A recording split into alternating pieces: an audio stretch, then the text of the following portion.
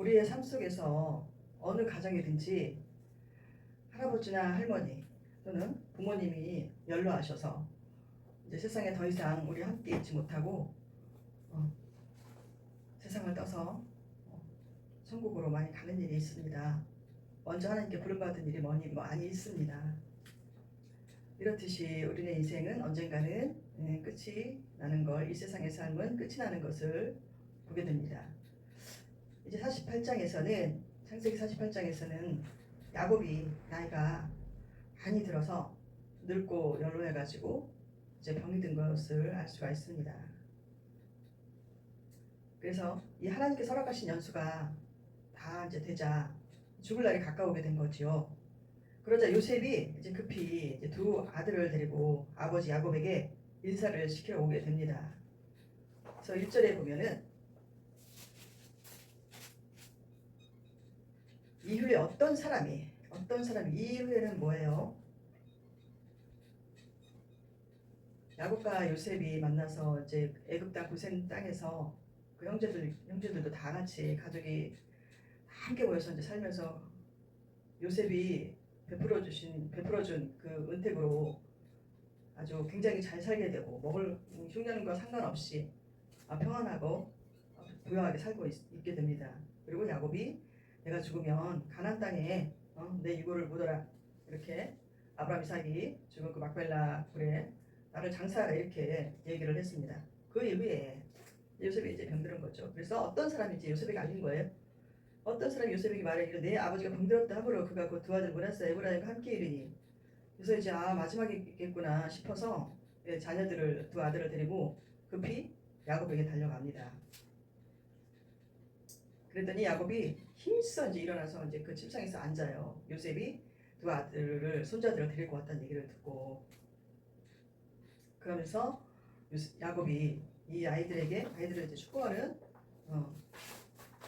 내용입니다. 이 48장을 보면요. 차자로 태어났지만 영적 후계자로서 택함받은 야곱이 인생의 막을 내리고 하나님 품에 안기기 전에 요셉에게 하나님의 언약을 전수하고 요셉이 두 아들을 양자로 입양을 해요. 양자 삼고 하나님의 언약을 계승하는 이야기가 펼쳐집니다. 아주 엄중하고 경건한 분위기가 느껴지지요. 이 본문에서는. 그래서 이제 이 본문 전체를 보면 하나님의 언약이 우리 후손들에게도 계속 이어져야 가야 하는 그 소망이 넘치게 됩니다. 그 소망에 참 마음이 참 하나님 앞에 겸허해지고 정말 간절해지고 정말 이렇게 되는 것 같습니다. 자, 본문 내용을 살펴보겠습니다. 1절에서 7절의 부분에 보면은 그래서 지금 요셉이 아이들 두 아들을 데리고 왔어요. 그래서 야곱이 이제 일어나서 힘써 이제 이 아들을 겨우 일어나서 이제 아이들에게 축복을 하려고 이제 합니다. 그러면서 이제 축복을 하죠. 3절에 보면 요셉에게 이르되 이전에 가나안 땅 루스에서 전능하신 하나님이 내게 나타나 복을 주시며 그러니까 야곱은 자기가 인생을 살아오면서 하나님이 어떤 분이다. 본인이 하나님을 많이 굉장히 어려운 가운데 고독한 가운데 억울하고 힘든 가운데 하나님을 만나왔잖아요. 하나님의 은혜로. 하나님 항상 나타나 주셨어요. 그래서 하나님이 그 모든 환난 가운데 이제 하나님이 그 어려운 환경을 역전시켜 주시고 회복해 주신 하나님을 이제 만났기 때문에 여기서 전능하신 하나님 전능하시다. 정말 내가 하나님 전능하신 하나님이시다. 그러니까 나를 사망의 이런 환난 가운데서 건져 주셨다. 모든 것을 하나님의 영광대로 하나님 뜻대로 전능하게 나를 이끄셨다든지 이런 의미가 담겨 있는 그런 말입니다. 그래서 전능 하나님 나타나 내게 복을 주셨다. 그러면서 너로 생육하고 번성하게 하여서 너에게서 많은 백성이 나게 하고 내가 이 땅을 너의 후손에게 주어서 영원한 소유가 되게 하리라 하셨다. 아브라함, 이삭에게 한 그 그대로 축복한 내용이 야곱에게도 그대로 전수가 되고 야곱도 이제 요셉 그 야곱 후손들에게 이렇게 전수하고 있는 것입니다. 이렇게 하셨다. 할 것이다. 그리고 야곱이 보면서 자기가 자신이 12아들을 낳게 되고 그 12아들 중에서 또 요셉이 또 자녀를 낳아서 데리고 온 것을 보니까 하나님이 이렇게 이루시고 그 말씀대로 이루셨다는 것을 지금 그 몸소 그냥 살면서 느끼고 있었던 거죠. 신실하신 하나님, 언약을 이루시는 하나님. 그래서 잘 먹고 이 땅에서 잘 먹고 잘 살려고 자기 야곱의 이름을 높여주려는 것이 아니고 하나님의 사랑을 나타내고 하나님 나라를 이루어가지고 하나님의 그 뜻 가운데 야곱이 이렇게 얘기하고 있는 것입니다. 그래서 어제 뭐라면 내가 애굽으로 와서 내게 이르기 전에 애굽에서 네가 낳은 두 아들 에브라임과 므낫세는 내 것이라 얘기하는데 내 것이라 르우벤과 시므온처럼 내 것이 될 것이요. 여기서 이 말은 르우벤과 시므온이 아들이잖아요. 장자 사람이잖아요. 에브라임과 므낫세도 내 아들들과 같이 내가 될 것이다. 내 아들 삼는다. 이제 이 말인 거죠.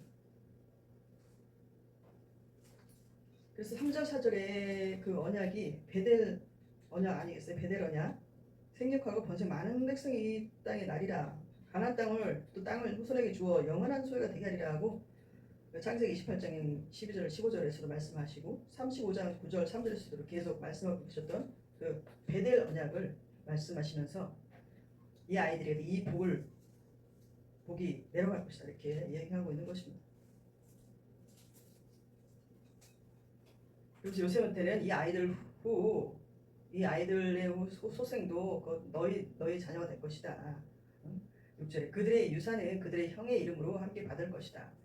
후에 실질적으로 그렇게 되지 않습니까? 그래서 7절에 라헬을 얘기를 꺼내요. 7절에 내게 대하여는 내가 이전에 바단에서 올 때 라헬이 나를 따르는 도중 가나안 땅에서 죽었는데 그때 베냐민을 낳다가 죽었잖아요. 그것은 에브라까지 길이 아직도 먼 곳이라 내가 거기서 그를 에브라길에 장사하였느니라. 에브라는 베들레헴이라. 네. 정말 이렇게 요셉한테 정말 사랑하는 엄마 그 라헬 아내를 정말 사랑했다는 걸 나타내고 있는 것입니다. 그래서 요셉도 널 정말 사랑했다는 그 뜻도 이제 들어 있는 거죠.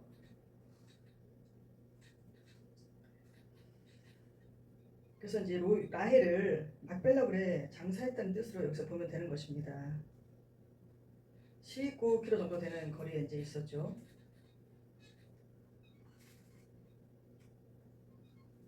그 죽은 곳에서 그 막벨라굴까지는 그래서 정말 그 막벨라굴에 장사했다는 것을 여기서 요셉에게 얘기하고 있습니다.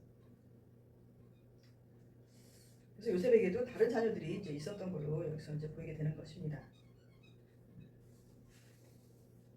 그래서 이제 8절에서는 이제 아이들을 이제 봐야 되잖아요. 이제 축복을 해야 되잖아요. 그러니까 요셉이 그의 아버지에게 아뢰되 이는 하나님이 여기서 애굽 땅에서 내게 주신 아들들입니다. 아버지가 이르되 그들을 데리고 내 앞으로 나오라 내가 그들을 축복하리라. 그러니까 야곱이 자 아이들을 데리고 나와라 그렇게 얘기하니까 아이들을 데리고 요셉이 나가겠지요. 10절에 보면 이스라엘 눈이 나이로 말미암아 어디서 보지 못하더라. 눈이 나이가 먹으니까 눈이 안 보이는 거예요. 눈이 실질적으로 이렇게 정확하게 안 보이는 것이겠죠. 그런데 이제 야곱이 이 아이들을 안고 이제 사랑하는 입맞춤을 이렇게 합니다. 그를 안고 얼마나 예쁘겠어요. 사랑하는 아들에게서 난 아이들이니까. 근데 여기서 놀라운 것은 요셉의 아내가 누구예요? 애굽인이잖아요. 애굽 여자. 애굽 여자의 그 태양신을 섬기는 그 제사장의 딸이었잖아요. 그런데 야곱은 그것을 이제 허용한 거예요. 그 부인이 애굽 여인이든 그것을 허용하면서 이제 므낫세와 에브라임을 축복하는 거죠. 양자로 삼고. 그러니까 이거 획기적인 일 아니겠습니까? 이 이방 민족에 대해서는 굉장히 거부적인 그런 생각을 갖고 있던 이스라엘 백성들인데, 그래서 여기서 보면 하나님께서 이방 민족을 향한 사랑이 여기서도 이렇게 시작이 됐구나 이런 것을 알 수가 있습니다.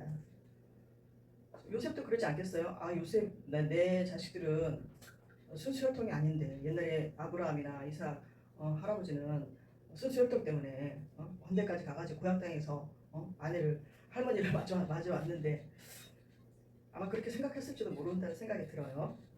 그런데 이제 다 그렇지만 이제 야곱은 이 육의 눈은 이렇게 참 안 보이고 그랬지만 이제 임종때가 가까웠고 하니까 더 영은 맑아져서 이게 하나님과 교통이 더 아주 세밀하게 이렇게 이루어지고 있었던 것입니다.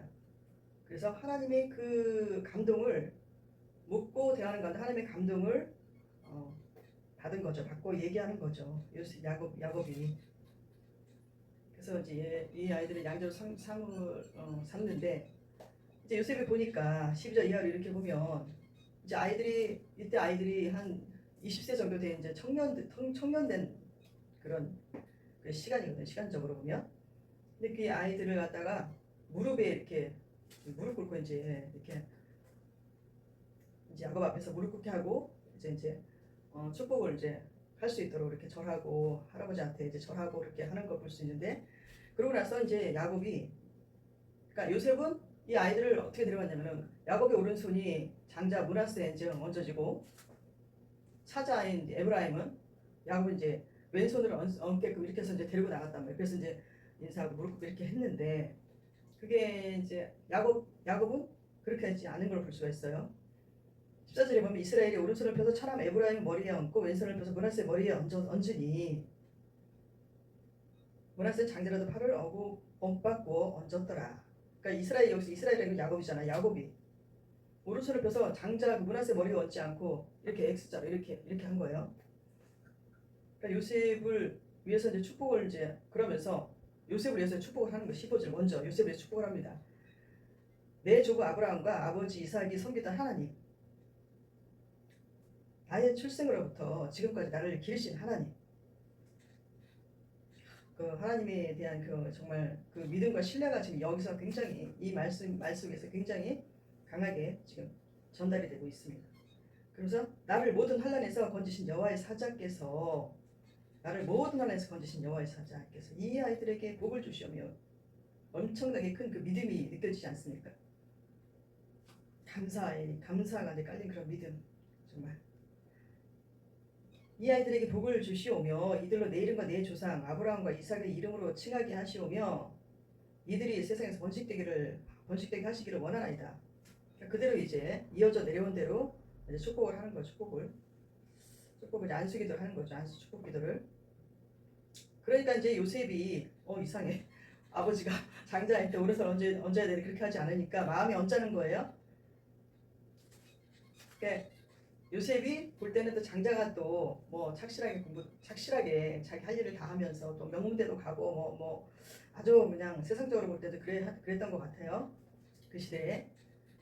그러니까 당연히 이제 장자 므낫세를 갖다가 이제 그렇게 뭐 축복의 머리로 이렇게 세울 줄 알았는데 아버지가 하는 게 그게 아니니까 언짢아합니다. 17절에 보면 요셉이 그 아버지가 오른손을 에브라임 머리에 얹은 것을 보고 기뻐하지 아니하여 아버지 손을 들어 에브라임 머리에서 므낫세의 머리를 옮기고자 하여 그러니까 억지로 이렇게 손을 떼어서 이렇게 반대로 하려고 했죠. 아버지가 나이가 드셔서 그러는가 보다. 그렇게 생각할 수 있어요. 그런데 아버지가 뭐라 그러냐. 그 아버지가 이르되 아버지가 그러지 마옵소서 이는 장자의 오른손을 그의 머리에 얹으소서 하였으나 그의 아버지가 허락하지 아니하며 이르되 19절에 나도 안다 내 아들아 나도 안다. 알고 있어 얘야. 요셉은 알고 있다. 그러면서 그도 한쪽석이 되며 그도 크게 대련이와 그러니까 므낫세도 크게 대련이와 그의 아우가 그보다 큰 자가 되고 그의 자손이 여러 민족을 이루리라. 에브라임이 므낫세보다 더 크게 되고 더 많은 민족을 이룰 것이다. 이렇게 축복 예언을 하고 있습니다. 그러니까 할 말이 없는 거죠. 요셉이. 그래서 요셉이 생각하고 요셉을 생각했던 것과 또 하나님 생각했던 것과는 이제 차이가 있는 것입니다. 그렇듯이 우리들의 생각과도 우리들이 이게 인간적으로 생각할 수가 어떤 상황이나 그걸 볼 때 인간적인 생각이 들 수가 있어요. 인간적인 생각이 들 수가 있는 일이 얼마나 많이 있으니까. 그런데 지나고 나서 흘러가고 있는 거 보면은 이게 왜 이렇게 이런 상황이 발생하지? 우리가 보기에는 근데 저렇게 순서대로 되면 사람의 이제 상식적으로 순서대로 되면 이렇게 흘러가서 이런 결과가 나올 건데 영 엉뚱한 결과가 나오는 경우가 많이 있잖아요. 그럴 때 뭐야? 그럴 때 하나님은 우리의 생각을 깨시는 거죠. 우리의 생각을 깨고 하나님의 뜻을 이루어가는 거예요. 하나님의 편에 선 자, 하나님의 말씀대로 순종하려는 자.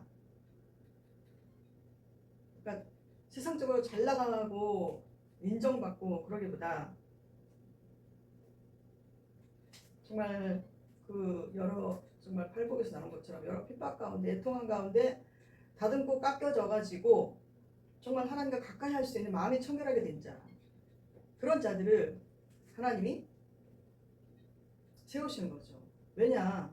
하나님 마음과 합해야 하나님 나라에 손잡고 같이 하면서 이 복음을 전파할 수가 있잖아요. 예수 그리스도의 피로 복음을 전할 수가 있잖아요. 그래서 생명을 구하는 일에 사용할 수가 있잖아요. 쓸 수가 있잖아요. 함께.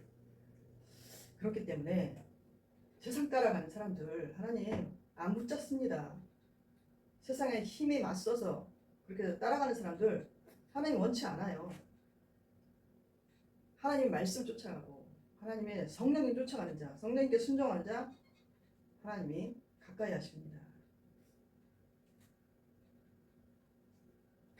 이리 가다가 막히면 잠시 그 일을 내려놓고 생각을 내려놓고 깊이 생각해보고 하나님 말씀에 빗대어 생각해보고 되돌아보고 하나님 앞에 무릎 꿇고 기도로 나아가야 하는 것입니다. 말씀 앞에 기도로 나아가야 하는 것입니다. 예배의 자리로 달려가야 하는 것입니다. 그래서 하나님의 정확한 뜻을 분별하고 그때라도 회개하고 뉘우치고 하나님 앞에 돌아와야 하는 것입니다. 하나님이 사랑하는 자 같으면요 여러 번 그런 기회를 주시는 것을 알 수가 있습니다. 그래서 야곱은 여기서 정말 하나님을 정말 그 사망 가운데서 나를 그 환난 가운데서 나를 건지시고 나와 함께 하시고 그 모든 정말 나와 함께 하신 하나님을 자랑하면서 증거하면서 전하고 있는 것입니다. 너무 멋있는 부분입니다. 이 부분이.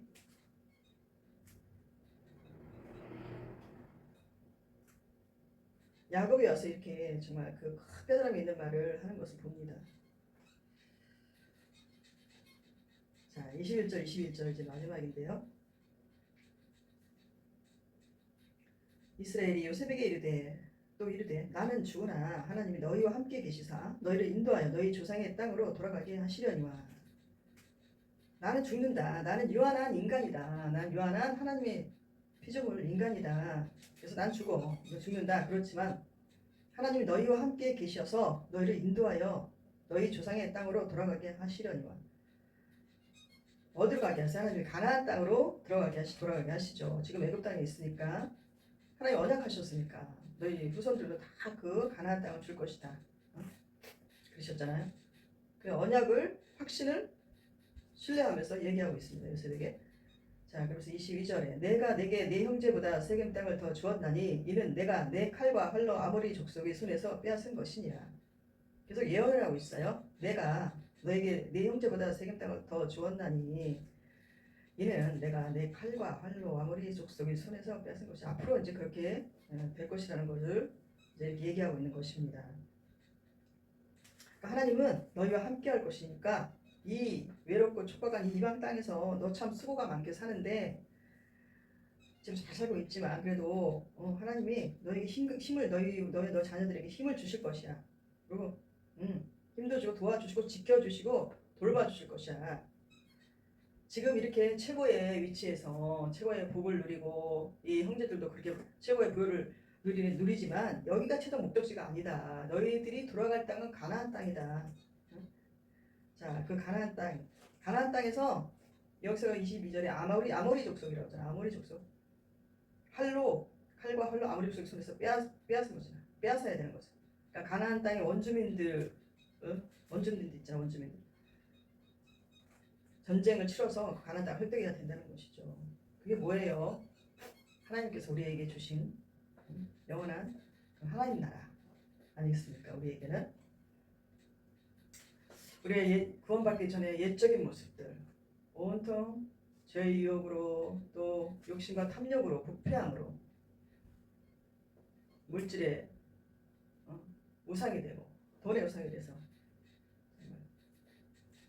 사랑보다 미움이 막 뒤덮여지고 자녀들은 눈에 보이지 않고 오직 자기의 눈에 좋을 대로 입맛에 맞는 대로 자기 기분대로 살았던 우리의 옛사람들의 모습을 보며 하나님과 함께하면서 말씀을 통해서 성령의 역사심을 통해서 우리가 자꾸 거듭나는 그 중생의 삶으로 통해서 하나님께 가까워지고 하나님 나라에 자꾸 더 이루어지고 자꾸 임하게 되는, 그래서 천국 가는 그날까지 우리 성화의 과정을 겪는다 하잖아요. 하나님께서 이루시잖아요. 성화의 과정을. 영적인 의미는 바로 그런 것 아니겠습니까? 옛사람이 올라오는 것과 이 옛 우리 땅의 옛 가나안 족속들을 쳐내고 하나님 예수님의 성품의 나라로 자꾸 변해가야 하는 것이죠.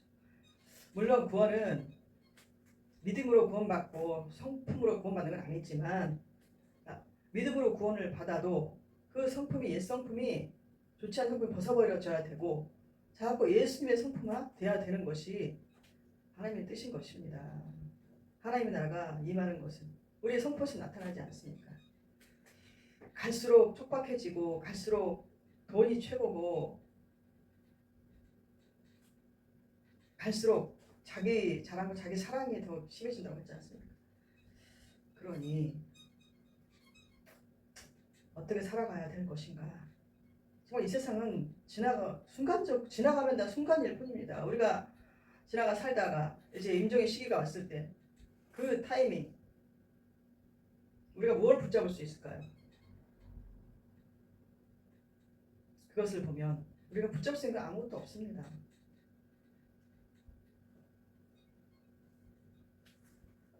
먼지 진짜 이렇게 흩어져 이렇게 빛이 반짝이면 먼지가 탁 날려서 먼지 반짝하는 그 먼지같이 우리는 그렇게 다 되어지는 존재인데, 육체적으로 볼 때 우리가 무엇을 붙잡고 어떤 것을 목적으로 삼아야 될지 정말 이 시간을 빌어서 다시 한번 정말 복음적인 그런 마음과 자세로 믿음으로 세워지기를 축복합니다. 그리고 우리 자녀들에게 우리가 살면서 어린아이가 됐든 청장년이 청년들이 됐든 우리가 살면서 우리가 남겨줄 것이 무엇가 있습니까? 자녀들이 없는 자들 또 우리 이웃들에게 남겨줄 것이 무엇이 있을까요? 여기서 야곱이 정말 힘있게 정말 그 밧다람에서 베델에서 사다다리 끔으로 나타나셔서 힘주시고 말씀해 주시고 또 여러 계속해서 라반에 속고 힘들고 또 막 죽을 고비가 여러 가지 있고 또 야복강에서 정말 그 형들이 400인을 데리고 정말 그 장정을 데리고 자기를 채워올 때 얼마나 정말 많은 죽을 고비를 남겼나요? 우리는 삶도 이렇게 야고산같이 그런 힘든 고비들이 얼마나 많이 있습니까? 근데 그런 과정을 통해서 우리 속에 있는 욕심을 내려놓게 하시고 우리가 헛된 것을 붙잡는 것을 내려놓게 하시고 회개하게 하신 하나님의 은혜가 얼마나 귀하고 소중한 것인지를 깨닫기를 바랍니다. 어떤 일이 일어났을 때 무조건 나 말고 내 이웃들이 먼저 잘못했다고 막 먼저 그러잖아요. 아니거든요. 하나님께서 우리 자신을 깨닫게 하시려고 하는 것이기 때문에 먼저 우리가 하나님 말씀 앞에 우리의 어떤 죄를 발견하는, 먼저 어떤 죄 때문에 그런가 그 죄 문제를 발견하는 게 첫 번째 정말 그런 해결 방안인 것입니다. 하나님 앞에. 할렐루야. 그래서 이제 우리가 믿음의 눈으로 바라보며 정말 우리가 축복받은 모든 그 삶들을 통해서 정말 우리 이웃들에게 예수 그리스도를 온전하게 전할 수 있는 그런 복된 삶으로 나아가시기를 주님의 이름으로 축복합니다. 할렐루야. 할렐루야. 참 좋으신 아버지 하나님 감사합니다. 하나님 아버지, 이제 야곱이 147세라는 정말 그 긴 여정을 마치고 자녀들에게, 요셉과 자녀들에게, 그 손주들에게 축복을 하면서 영적인 계보를 그 축복을 이어가는 것을 봅니다. 축복하는 것을 봅니다. 그러면서 하나님을 정말 자신이 만난 하나님을 정말 어떤 하나님이었다 이런 것을 자손들에게 요셉에게 얘기하고 있습니다. 이것이 정말 우리의 삶에도 너무나 중요한 일인 줄 믿습니다. 우리가 만난 하나님은 어떤 하나님이었을까? 우리가 삶 속에서 모범 본을 또 보이고 해야 되겠지만 그것을 전승할 때도 우리도 할 때 손주들에게 또 자녀들에게 또 우리 이웃들에게 하나님 이렇게 이런 하나님이었다라고 고백하고 정말 전능한 하나님이었다고 정말 모든 환난 가운데 정말 시편 23편처럼 그런 하나님이었다고 함께 하신 하나님. 그래서 나는 내게 부족함이 없으리로다 이렇게 고백한 다윗처럼 야곱도 이렇게 고백하고 있는 것입니다. 아버지 하나님 이런 진정으로 참으로 감사하는 고백을 하는 우리 모두가 될 수 있도록 성령 안에 도우시고 함께하여 주시옵소서. 감사하고 예수님 이름으로 기도합니다. 아멘. 할렐루야, 할렐루야.